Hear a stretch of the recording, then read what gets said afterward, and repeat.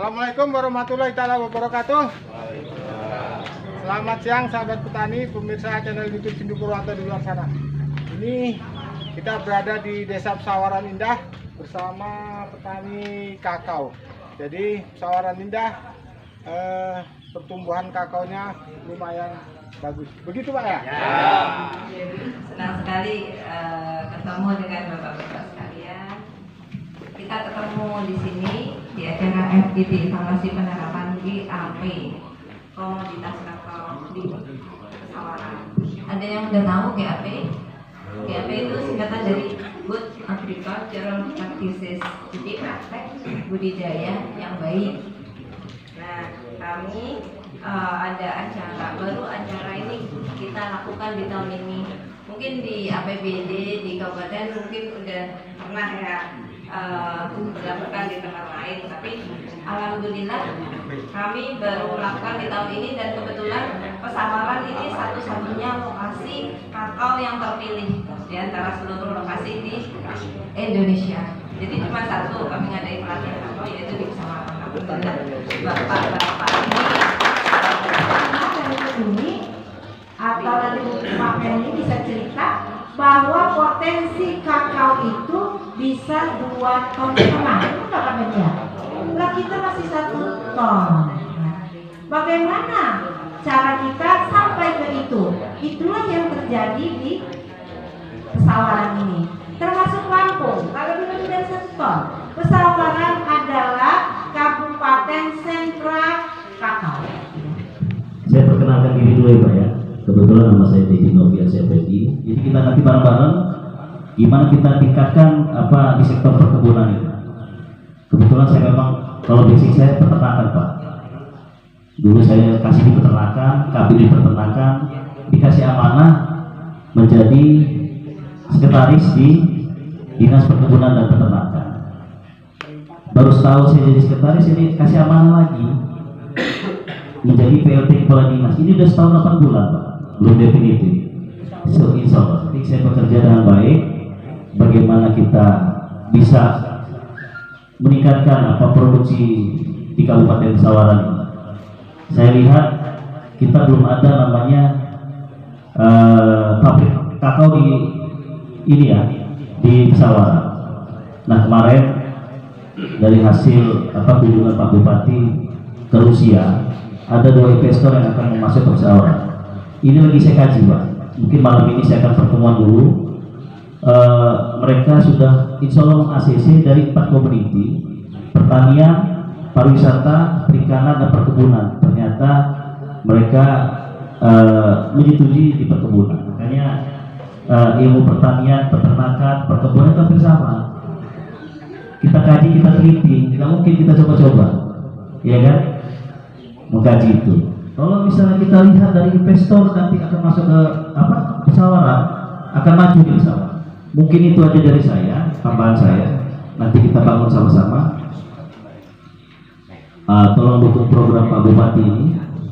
Berharap dilanjutkan. Biarin sama-sama kita bangun sama-sama. Karena kita mau dari nol lagi kan gimana Pak ya? Saya juga 6 bulan mengkaji gimana ini, ternyata betul anggaran. Ya mudah-mudahan dengan adanya investor ini kita akan bangun di sektor perkebunan. Itu aja dari saya. Mohon maaf kalau ada kata yang tidak berkenan. Wassalamualaikum warahmatullahi wabarakatuh. Waalaikumsalam warahmatullahi wabarakatuh. Cara evaluasi penerapan GAP tanaman kakao di Kabupaten Pesawaran saya buka. Semangat pagi. Oke, teman kita. Angkat tangan sambil bercerita. Oke.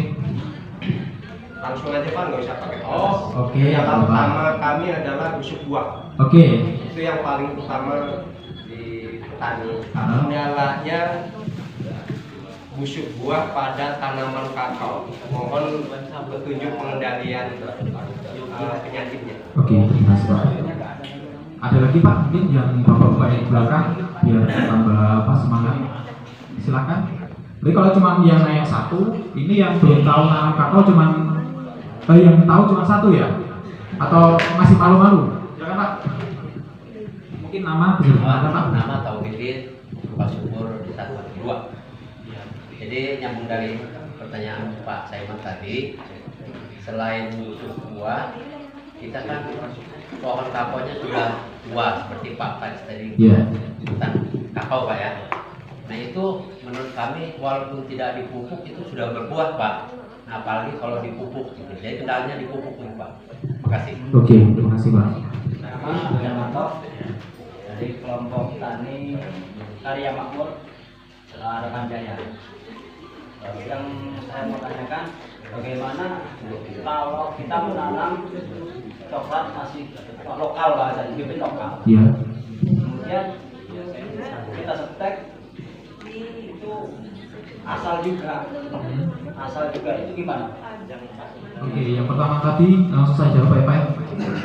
Tadi yang Bapak tadi bertanya tentang busuk buah. Nah, busuk buah dibandingkan dengan sanitasi itu pasti. Kalau misalkan itu memang belum dari berasal kolonial ataupun varietas yang unggul. Nah, yang kedua adalah kita sesuaikan dengan penanaman bahan tanam yang unggul. Nah, bahan tanam yang unggul apa aja nanti kita bisa bahas di step selanjutnya.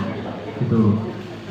Kemudian yang selanjutnya bisa juga kita pakai pengendalian secara kemis atau kimia. Itu nanti bisa kita di lapangan ya Pak ya. Oke. Selanjutnya tadi Bapak yang tanam apa Pak? Saya lupa tadi. Pupuk ya. Nah, kalau pupuk nanti bisa urusannya dengan Pak Kadep Perkebunan.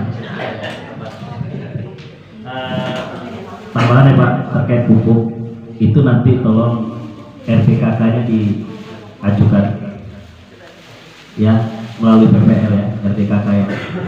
Nah, mungkin untuk menambahkan juga ya Pak tentang pupuk. Sebenarnya kita tuh tidak harus bergantung dengan pupuk anorganik atau pupuk yang didagangkan di di toko-toko pertanian itu Pak ya. Kita bisa memanfaatkan potensi-potensi yang ada di lingkungan sekitar kita. Tuh, salah satunya kita bisa menggunakan agen hayati untuk memaksimalkan atau mengoptimalkan potensi di lahan kita. Tuh. Selain itu juga kita bisa menggunakan pupuk kandang. Kita mau menanam kakao itu sebenarnya tujuannya adalah untuk mencari hasil ya Pak ya. Nah, untuk lebih tepatnya kita untuk mencapai hasil itu kita harus mengetahui tanaman ataupun jenis tanaman yang kita tanam itu apa. Lebih baik tadi yang sudah direkomendasikan dengan Kementerian Pertanian ataupun lembaga yang sudah kredibel gitu. Sahabat petani dari pesisir Kabupaten Sawaran, tepatnya di Kecamatan Merate, kita menuju ke lahan kakao. Mari Pak, kita ke kebun Pak. Oke, mari, monggo.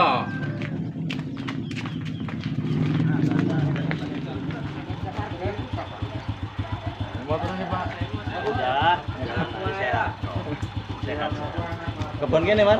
Iya, benar. Oh, ada makam itu kan? Ini makam kan.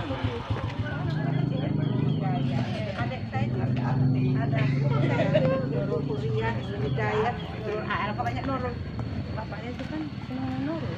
Iya, bapak aku juga senang Nurul. Atau kalau enggak manfaatkan nanti ketemunya di sini. Nah, kalau misalkan dia sudah tumbuh, udah besar, baru kita potong. Jangan sampai ini belum berhasil disambung, ini kita potong. Gitu. Harapannya kenapa? Harapannya dia ini kan tetap bisa menghasilkan, gitu. Jadi, dan juga dia juga untuk produksi makanan juga. Kalau misalkan ini kita potong tapi nggak ada asupan makanan, ya kasihan kapan berhasilnya gitu. Terus ada lagi? Berarti nyambungnya nggak boleh dipotong dulu Pak ya? Nggak boleh. Sahabat petani, demikian acara fokus grup diskusi kita pada siang hari ini. Semoga ini bermanfaat untuk masyarakat luas di luar sana. Petani kakao di Lampung. Saya Sindu Purwanto, sahabat petani penebar informasi. Salam sukses. Assalamualaikum warahmatullahi wabarakatuh. Waalaikumsalam warahmatullahi wabarakatuh. Makasih ya, kelompok tani apa tadi? Semoga